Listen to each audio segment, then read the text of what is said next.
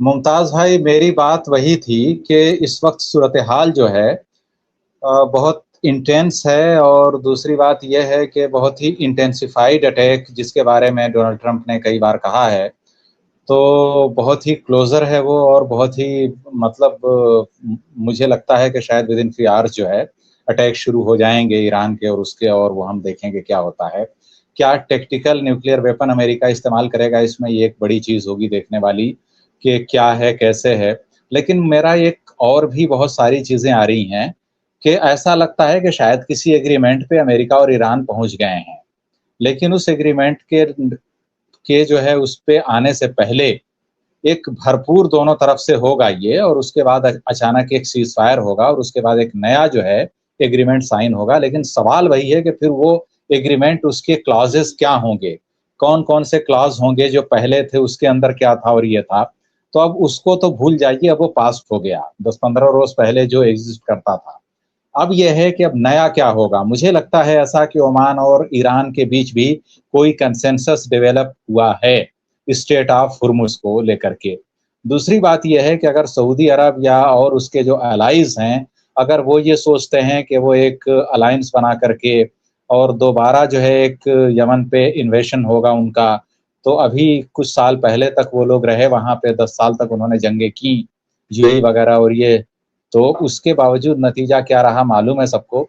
तो कुल मिलाकर जो है सूरत हाल ये है कि उतनी फेवरेबल होने नहीं जा रही है। तो एक रीजनल कन्फ्लिक्ट अगर बहुत ज़्यादा एस्केलेट करता है तो वल्नरेबल जो है सिचुएशन अमेरिका के लिए होगी, उसके बेसिस के लिए होगी, और कहीं ना कहीं इसराइल का एग्जिस्टेंस भी है एक जो है वो भी दाव पे लगेगा। तो कुल मिलाकर जो है सूरत हाल ये है कि मतलब इस वक्त जो है बहुत ही वोलेटाइल सिचुएशन है। किसी भी वक्त कुछ भी पॉसिबल है, क्योंकि अमेरिका की जितनी एम्बेसीज हैं वेस्ट एशिया में, सबसे बोल दिया गया है कि वो यूएस सिटीजन से बोल दें कि वो फौरन जो है खाली कर दें पूरे मिडिल ईस्ट रीजन को, जो भी मीन्स जिसको जहां से मिल रही हों। और कुछ इस तरह की रिपोर्ट्स हैं कि इसराइल का जो बेन गुरियन एयरपोर्ट है वहां से भी बहुत सारी फ्लाइट रिज्यूम हो रही हैं, तो लोग बहुत सारी जगहों पे जाने के लिए तैयार हैं। तो कुल मिलाकर ये है कि एक मेजर जो है हम एस्केलेशन इस पूरे रीजन के अंदर देख रहे हैं। तो बहुत ही जो है एक तरह की बहुत तशवीशनाक सूरत हाल है ये। बस यही है कि जैसा आपने कहा कि भी दुआ करा दें फिरोज बख्श साहब। अब वो दुआ दुआ वगैरह तो है, लेकिन जाहिर सी बात है कि भाई वो एक शायर थे मेरठ के, हमारे यहाँ के हफीज मेरठी। तो उनका एक शेर था कि भाई हल हुए हैं मसले शबनम मिजाजी से, मगर गुत्थियां ऐसी भी हैं कुछ जिनको सुलझाती है आग। तो आखिर में आदमी डायलॉग टेबल पे ही आता है, लेकिन उसके लिए जंगें भी हुई हैं इसी दुनिया के अंदर। तो कुल मिलाकर यह है कि डायलॉग टेबल पर अमेरिका और ईरान बहुत जल्द बैठने वाले हैं, लेकिन उससे पहले एक मेजर जो है एस्केलेशन हमें देखने को मिलेगा। जी मुमताज भाई। बिल्कुल। और ये एक सही तजिया मेरा ख्याल से तायद करेंगे हमारे जो प्रोफेसर आफ्ताब कमाल पाशा साहब। ये सूरत हाल है और बड़ी खबर यहाँ पे आ रही है। देखिए, ये वाकई बड़ी खबर है। जयदीप सिंह मुंडेला साहब ने दी है। वो ये कि एबीसी न्यूज के वाले थे। दो अमेरिकी अधिकारी ने कहा है कि ईरान पर संभावित हमलों की योजना गंभीरता से शुरू हो गई है, लेकिन ये योजनाएं किसी भी समय बदल सकती हैं। एक दीगर जराये ने बताया है कि इजरायली अधिकारियों अफसरान के साथ संभावित हमलों पर चर्चा की गई, लेकिन ये वादे नहीं है कि इजराइल इस अभियान में सीधे तौर पर हिस्सा लेगा या नहीं। और एक इससे ज्यादा इम्पोर्टेंट खबर यहाँ पे ये कही गई है। जो अमेरिकी रक्षा विभाग यानी डिफेंस, हालांकि अब वॉर डिपार्टमेंट हो गया वहां पे, अमेरिकी वॉर अब रक्षा नहीं रह गया, में जो बदल दिया गया था। आफ्ताब कुमार साहब बताएंगे। उसको वॉर कर दिया था बजाय डिफेंस के। तो यहाँ पे एक ही दिन में 32 अमेरिकी सैनिक जख्मी हो गए। 30 जुलाई तक मरने वालों की तादाद 236 थी, लेकिन 31 जुलाई तक ये आंकड़ा बढ़कर 268 हो गया। ये अमेरिका के बारे में बताया जा रहा है। हालांकि खबर तो ये है कि बहुत ज्यादा है। तो कुल मिलाकर के पाशा साहब, आपने फिरोज बख्श साहब का और अब्दुल वाहिद साहब का भी तजिया सुना। और ये रिपोर्ट भी इस वक्त जो आ रही है, और ऐसा लग रहा है कि कोई बहुत बड़ा हमला या एक बड़ी वॉर जो है शुरू होने वाली है। आपको क्या लग रहा है, क्या ये प्रेशर बनाने के लिए है या क्या है? यानी एक तरफ बोर्ड ऑफ पीस पे कार्रवाई की बात है, उसे अमली जामा पहनाने की बात हो रही, और दूसरी तरफ एक बड़ी जंग छेड़ने की, क्योंकि ईरान पे जंग होगी तो ऐसा थोड़ी कि बाकी सब चुपचाप बैठे रहेंगे। जी, शुक्रिया मुमताज साहब। देखिए, यहाँ जो भी मैं बातचीत से निकाला हूँ, वॉर जो है ईरान के ऊपर बहुत ही अनपॉपुलर है। ये लोग नहीं चाहते कि ये तवील अरसे तक खींचे, और इसरार कर रहे हैं कि ये जल्द से जल्द खत्म हो, और ट्रम्प जो है, जो वादा कर रहे थे make America great, economic issues पे या इक्तिसादी इश्यूज पे वो फोकस करे। लेकिन ये जो इजराइल का जो फंदा है, जो प्रेशर है, इनके गले के पास है फांसी की तरह। ये निकल नहीं पा रहे हैं। ये अगर निकलना भी चाहते हैं तो ये बार बार नेतन्याहू आके डरा के धमका के पता नहीं क्या जादू कर देता है ट्रम्प के ऊपर कि ये ईरान के ऊपर गुस्सा निकालते हैं, जो कि इजराइल पे प्रेशर डाल के उसको सीज फायर रेस्पेक्ट करने के लिए कहना चाहिए, गाजा में, लेबनान में वगैरह, ना कि ईरान पे बार बार हमला करके, जिससे अमेरिका को कुछ हासिल नहीं हुआ है, ना उनके कोई ऑब्जेक्टिव्स हासिल हुए हैं, चाहे न्यूक्लियर इशू पे हो, हॉर्मुज हो या मिसाइल्स हो या एक्सिस ऑफ रेसिस्टेंस हो या जो भी हो। तो ये लोगों की समझ में नहीं आ रहा है कि ये ट्रम्प सीज फायर करते हैं, एमओयू साइन करते हैं और 40 बार से ज्यादा डील की बात करते हैं, बातचीत करते हैं, करते रहने का वादा करते रहे हैं, और ये भी बताते हैं कि ईरान गिड़गिड़ा रहा है, बेग कर रहा है, जो वर्ड इस्तेमाल करते हैं कि भीख मांग रहा है ईरान बातचीत करने के लिए, सीज फायर के लिए, लेकिन फिर भी सीज फायर नहीं हो रहा। अरे भाई, आप भीख मांग रहे हैं तो वो वीक विकेट पे होंगे और तैयार होंगे साइन करने के लिए, लेकिन आप जो कह रहे हैं ये लोगों को समझ में नहीं आ रहा है यहाँ। तो यहाँ जो है कोई भी एस्केलेशन के लिए मेरे ख्याल से यहाँ स्टमक नहीं है, और ट्रम्प भी जानते हैं कि ये एक्सपेंसिव ही नहीं होगा। लेकिन अभी $18.5 बिलियन का उन्होंने सेनेट को भेजा है अप्रूवल, एक्स्ट्रा खर्च के लिए, म्यूनिशंस बनाने के लिए, पैट्रियट और थर्ड और एंटी मिसाइल के लिए। तो ये धीरे धीरे इंस्टॉलमेंट में जो है भेज रहे हैं बिल, जैसे जैसे खर्चा बढ़ रहा है। तो ये लोगों की नजर में आ रहा है कि ये सब खर्चा फजूल है, ये बेकार में है, हमारे पैसे फजूल में जा रहे हैं, और इससे कुछ हासिल नहीं हो रहा है बोल के।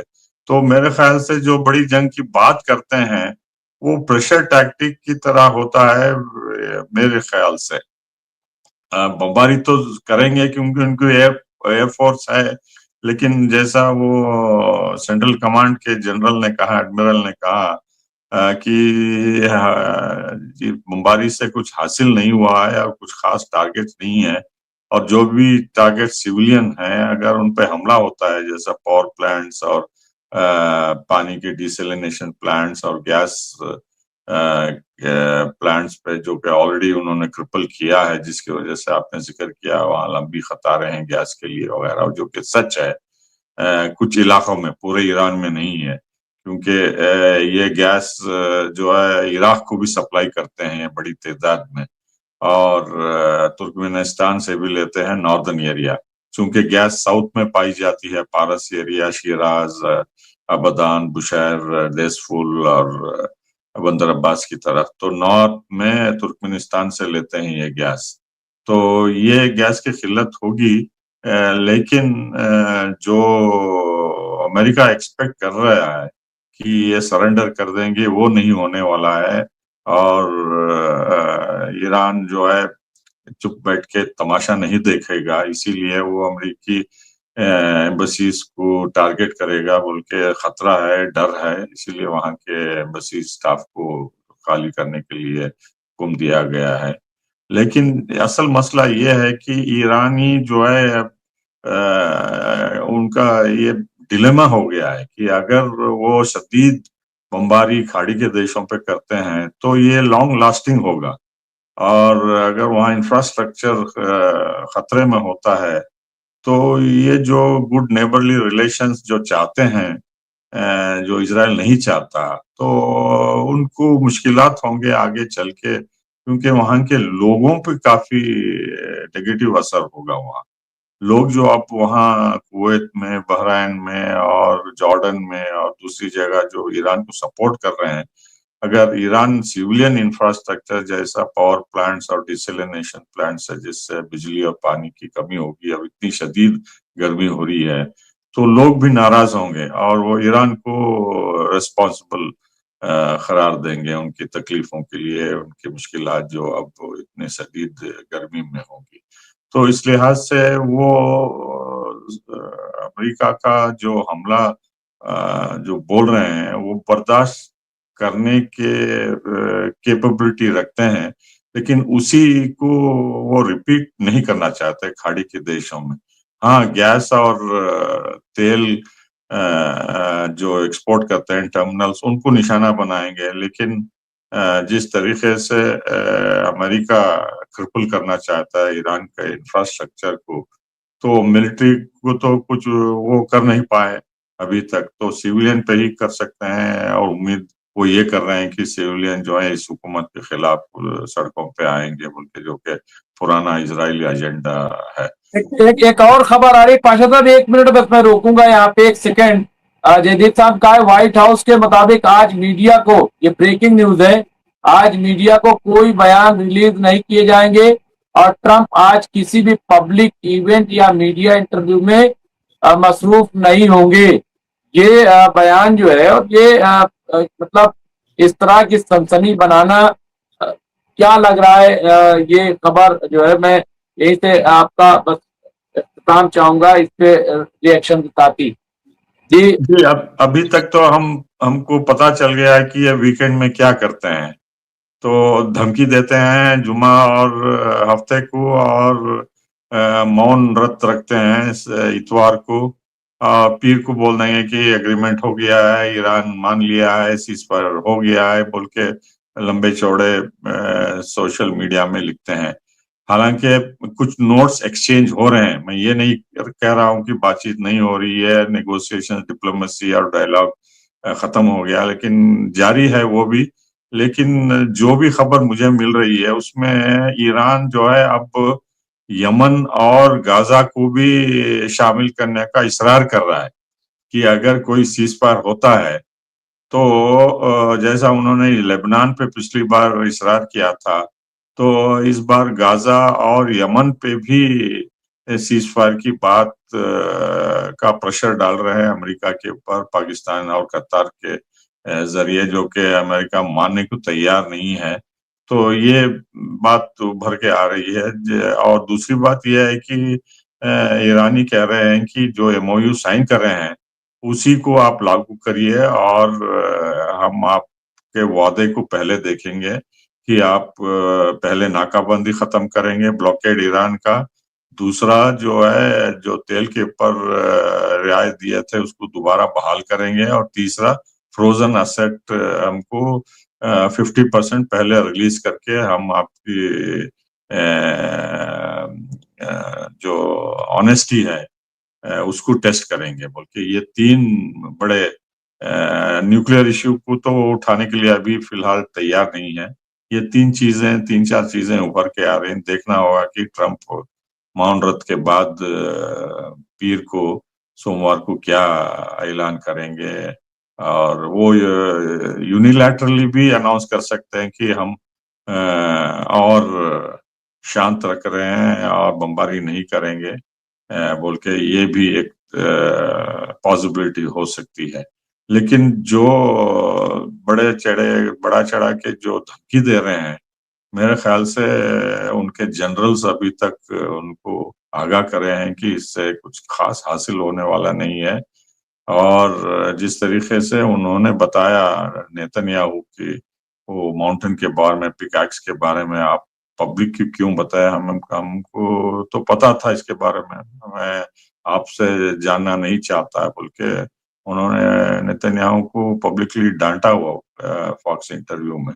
और ये भी कहा कि जो भी हम करते हैं अपने नेशनल इंटरेस्ट के तहत करते हैं बोल के।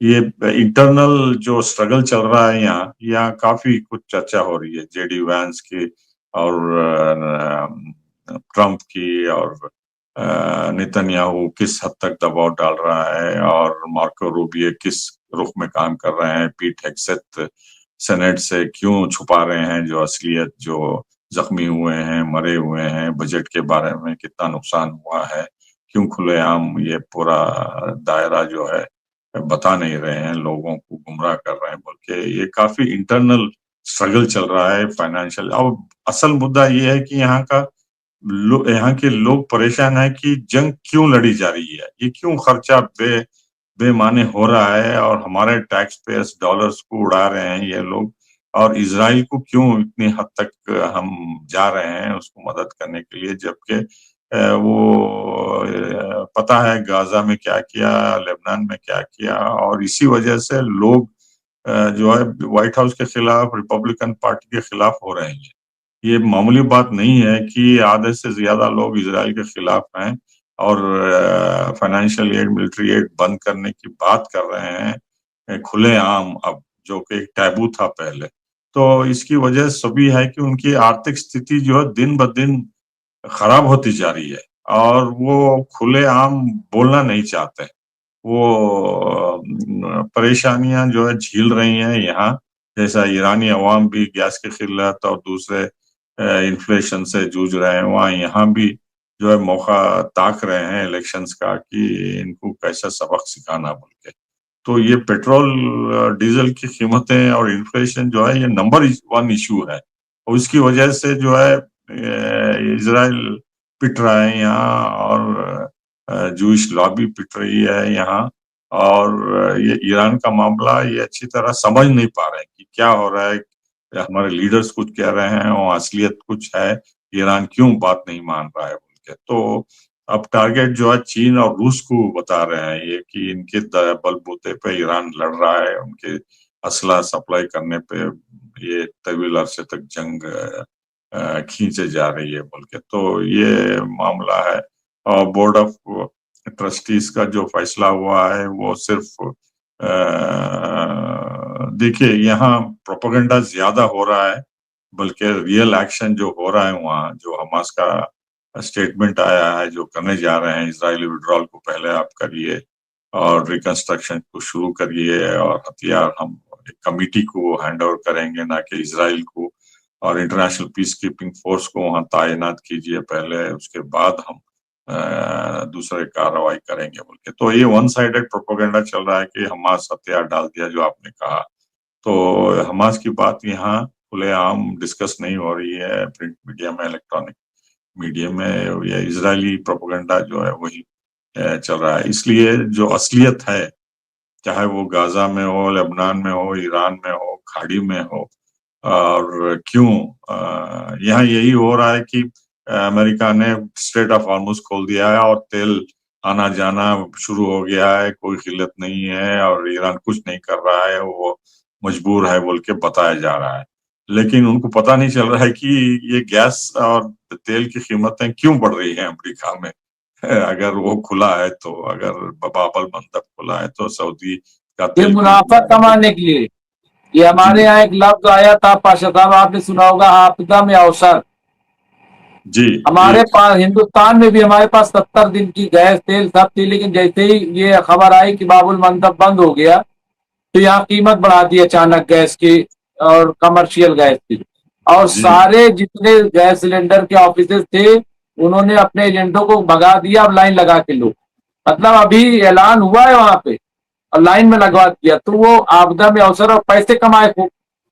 मतलब बेतहाशा कमर्शियल, और ऐसे गैस में इतने पैसे, यानी एक एक गैस 7,000 के सिलेंडर बिके हिंदुस्तान में। क्या उसका कोई हिसाब है? कहीं छापामारी हुई? किसी ने उसको चेक किया कि ये आपदा में अवसर है? तो ये अमेरिका में डोनाल्ड ट्रंप, वो तो बिजनेसमैन है, रियल एस्टेट चलाता है वो तो। जी तो सरकार थोड़ी चला रहा है, और उनके सनिनला जराड कुश्नर और विटकॉफ, उनको इनसाइड इंफॉर्मेशन मिलती है। और तो जहेज में गादा दिया है। जी, वहाँ रियल एस्टेट डेवलप करने के लिए वहाँ भी तैयारी हो रही है। कैसा फलस्तीनियों की जमीन जो है सी साइड उसको जब्त करना है, क्या क्या डेवलप करना है वगैरह वगैरह, और लोगों को फलस्तीनियों को रफा की तरफ ये कंसंट्रेशन कैंप में भेज के उनको बिल्कुल एनकरेज कर रहे हैं कि आप इमिग्रेशन कर लीजिए, वॉलंटरी इमिग्रेशन जो नेतन्याहू बोलता है। तो वो उस तरीके का हो रहा है। तो यहाँ भी फायदा हो रहा है ट्रम्प की फैमिली को। हर हफ्ते जो है ये कुछ बोलते हैं और पीस का ऐलान करते हैं मंडे की सुबह। तो इससे यहाँ भी कुछ लोग फायदा उठा रहे हैं। लेकिन जो असलियत वहाँ वेस्ट एशिया में मैं देखता हूँ कि अमेरिका की एबिलिटी धीरे धीरे कमजोर होती जा रही है, और इसीलिए वो सऊदी अरब और दूसरे देशों को उकसा के इसमें शामिल होने के लिए तैयार करें। देखिए अब सऊदी अरेबिया 40 देशों की मीटिंग बुला के रेड सी इंटरनेशनल अलायंस का ऐलान किया है, और जिसमें से 14 देश मैं गिन रहा था, उनके पास कोई नेवी है ही नहीं, मतलब एक भी जहाज नहीं है, जंगी जहाज, वो भी शामिल हो गए हैं। तो ये सब दिखावे के लिए है। लेकिन जब गाजा और लेबनान पे हमला हुआ तो इन्होंने ऐसा कोई इनिशिएटिव नहीं लिया। हालांकि ओआईसी के ये हेडक्वार्टर जिद्दा में है, और इस्लामिक डेवलपमेंट बैंक और इस्लामिक लीडरशिप के हकदार भी जताते हैं ये। तो इस लिहाज से जो है ये पाकिस्तान, मिस्र और तुर्की का शामिल होना कुछ खास अहमियत नहीं है, क्योंकि वो किसी भी तरह मदद करने के लिए तैयार नहीं है। हालांकि पाकिस्तान की फौज और एयरफोर्स मौजूद है, लेकिन मेरे ख्याल से जो 80s में हुआ जियाउल हक के दौरान वो बिखर गई शिया सुन्नी के मामले में बोल के, क्योंकि आधी फौज ईरान से लड़ने के लिए तैयार नहीं थी और दूसरी फौज वो डिसएग्रीमेंट होके वहां उसके कोई माने नहीं है। बिल्कुल जी बिल्कुल से वापस लाना पड़ा उनको 80s में, जब जियाउल हक भेजे थे, जब ईरान इराक जंग हो रही। तो इस बार भी मुझे यही है कि ये इंटरनेशनल अलायंस बेमाने है। ये सिर्फ बताने के लिए कि सऊदी का असर और रसूख कितना है बोल के, जो अमेरिका के दबाव में आके हूती के खिलाफ और इराक के खिलाफ करके ये तीसरा इनिशिएटिव लिए हैं, और उससे कुछ खास फायदा होने वाला नहीं है मेरे ख्याल से। जी बिल्कुल कोई फायदा होने वाला नहीं, और ये बकवास है। और फिर हम कह रहे हैं ओआईसी कहाँ चला गया? फिर उसका सदर तो खुद सऊदी अरब है, तो उसको ये सब बनाने क्या जरूरत भाई? ओआईसी के एक हंगामी मीटिंग बुलाते और उसमें तय कर लेते ये 14 बनाना, और ये 3 दिन पहले खबर ये आई थी कि साहब मुस्लिम नाटो। अभी फिर 6 महीने पहले आई थी मुस्लिम नाटो। अच्छा, मुस्लिम नाटो बना किसके रहे? सिमट के कहाँ पे आ गए? सऊदी अरब, पाकिस्तान, तुर्की। मतलब एक मजाक बना के रख दिया है। समझ में नहीं आता कि इनकी अक्ल कहाँ घास चरने चली गई। या कौन लोग हैं ये? एक सिटकी, हमारे यहाँ कहते हैं पत्थर के सबसे छोटे टुकड़े को सिटकी, मतलब एक कंकरी भी जो है वो तुमने नहीं मारी है। तो ये सब है। और मैं बस दुआ के लिए फिरोज बख्श साहब, बस 30 सेकंड में दुआ बस करा दीजिए, क्योंकि बहुत टाइम हो गया है। 1:34-35 हो गया। एक जन के अभी तो कुछ दुनिया को पता नहीं, लेकिन ये जरूर है आर पार की जंग बिल्कुल तैयार रखी है, और हर किस्म के जहाज भगा रखे हैं, 100 से ऊपर जेट्स मंगा रखे हैं पूरे ईरान के ऊपर साइमल्टेनियस अटैक्स के लिए।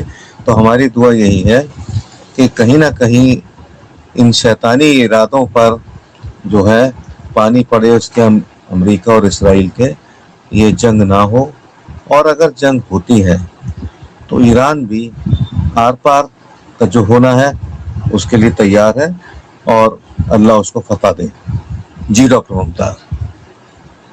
तो यही दोनों हजरात का मैं शुक्रिया अदा करूंगा। अब्दुल वाहिद साहब जा चुके, उनका भी शुक्रिया। प्रोफेसर आफ्ताब कमाल पाशा साहब का भी शुक्रिया। ये इतनी मसरूफियत, जाहिर सी बात है दूसरी जगह बड़ी मुश्किल होती, मैं भी सफर पे अक्सर रहता हूँ, लेकिन कमिटमेंट एक ऐसी चीज है कि मैं भी कोशिश में रहता हूँ कोई थोड़ी सी जगह मिल जाए, कहीं कुछ ऐसा हो जाए कि मैं दो चार बातें जो है इस तरीके की कुछ कहूँ, और उसके बड़े असरात होते हैं। भले ही अभी ना पता चले, लेकिन कल के जब पन्ना पलटे जाएंगे और हम देखेंगे, जब चीजें आगे बढ़ेंगी, तो अंदाजा होगा कि हमने कितनी कीमती बातें की, और अगर न करते तो बहुत कमी रहती। तो ये होता है। और आज भी हम जैसे आज हमने हवाला दिया कि मैंने 17 साल पहले चूहों की मजलिसें शुरू की थी, वो क्या क्यों शुरू की, तो इस तरह की चीजें होती। बहरहाल दोनों हजरात का बहुत बहुत शुक्रिया यहाँ पे। तो और तमाम हजरात का भी शुक्रिया जो हमसे जुड़े हुए। जय हिंद, जय भारत, जय संविधान, खुदा हाफिज।